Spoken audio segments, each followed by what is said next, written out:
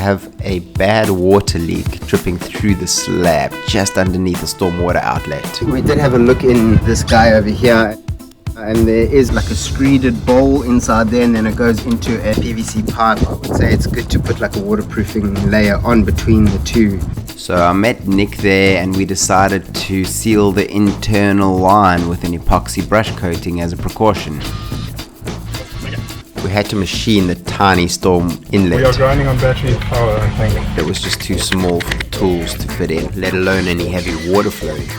While we prep, we found the other outlet is also a huge problem. Moving around, there was obviously an issue here before, that's why they put the pan seal ring in there.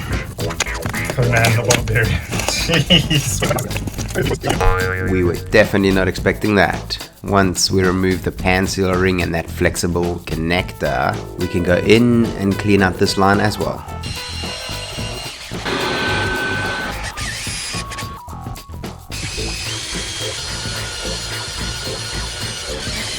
From this floor drain all the way out the side and into this drain.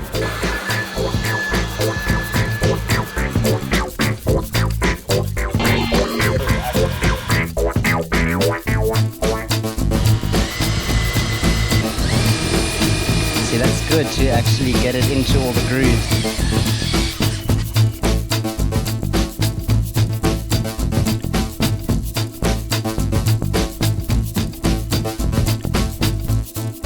Five days later.